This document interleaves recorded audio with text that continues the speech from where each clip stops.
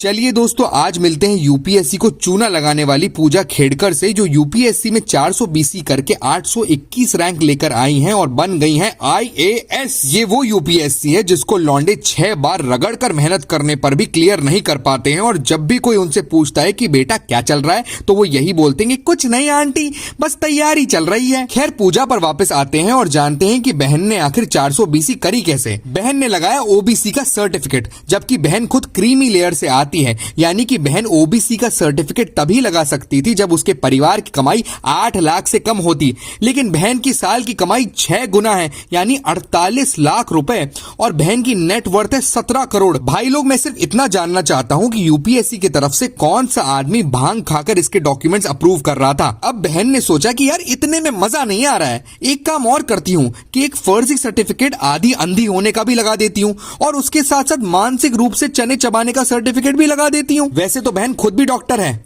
लेकिन इसकी हरकतें एकदम मुन्ना भाई टाइप वाले डॉक्टर की है, क्योंकि या तो ये सच में आधी अंधी है या फिर यूपीएससी पूरा अंधा है। अच्छा, इसके साथ साथ बहन को क्लॉस्ट्रोफोबिया भी है, यानी कि बंद कमरों में छोटे स्पेसेस में बहन का दम घुटने लगता है। अब जिस आईएएस ऑफिसर को फ्यूचर में चलकर खुले में रिश्वत लेने की आदत लगने वाली है, उसको तो घुटन होगी ना चार दीवारी में। वैसे इस मुन्ना भाई का एक सर्किट भी है, जो खुद इसका बाप है, जो खुद एक रिटायर्ड आईएएस ऑफिसर है और पॉलिटिशियन भी है, और उसकी नेट वर्थ गैस करो भाई, 40 करोड़। और सिर्फ यही नहीं, इन लोगों के पास 110 एकड़ फार्म लैंड है, 7 फ्लैट हैं, 900 ग्राम सोना है, 17 लाख रुपए की घड़ी है, 5 गाड़ियां हैं जिनमें से एक ऑडी A4 है, और 6 दुकानें हैं। यार सोचने वाली बात तो यह है कि क्या एक आईएएस ऑफिसर इतना पैसा ईमानदारी से अपनी पूरी लाइफ में भी कमा सकता है क्या? वैसे बहन पकड़ी नहीं जाती, लेकिन जिसके जलवे ही मुन्ना भैया वाले हो तो उसका क्या ही कर सकते हैं। बहन का सिलेक्शन होते ही बहन मिलाती है फोन,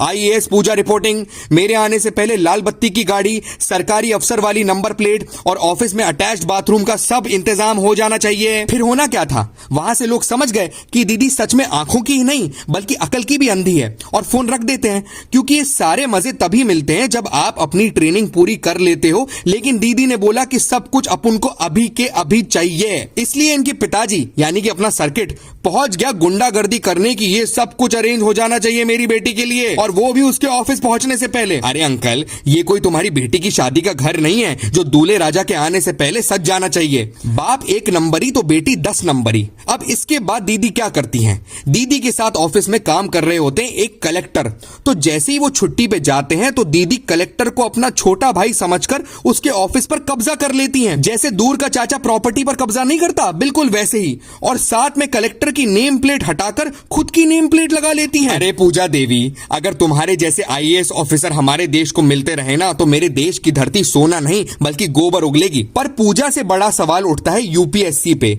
यार ये एक ऐसा पेपर है जिसमें एथिक्स का सब्जेक्ट पढ़ाया जाता है, और उसको पढ़ने के बाद लोग अपनी रियल लाइफ में बेईमानी प्रैक्टिस करते हैं। और अगर ये एक पूजा मुन्ना बहन का केस अभी सामने आया है, वो भी उसकी हरकतों की वजह से, तो उस हिसाब से ऐसे कितने लोग हैं देश में जो फर्जी सर्टिफिकेट लगा रहे हैं, घूस खिला रहे हैं, और यूपीएससी के लोग खुद अंधे होकर इन्हें अप्रूव करे जा रहे हैं। इस हिसाब से तो भाई मेरा देश बिल्कुल बदल रहा है, लेकिन आगे नहीं पीछे बढ़ रहा है। तो दोस्तों, आपका क्या सोचना है इस आईएएस पूजा के बारे में? गिव मी योर टेक कि हमारा सिस्टम किस लेवल पे जा रहा है, क्या गड़बड़े चल रही हैं, what do you think, and tell me in the comment section कि मैं किसको रोस्ट करूं नेक्स्ट। आई वांट योर सजेशंस यार, इफ यू टेल मी कि इसको रोस्ट करो उसको रोस्ट करो, may be I will make a video on that. And please यार सब्सक्राइब कर लो चैनल को, अगर आपको वीडियो पसंद आ रहा है तो लाइक शेयर कॉमेंट प्लीज यार सब्सक्राइब टू द चैनल। चलो मिलता हूं अगले वाले में, बाय।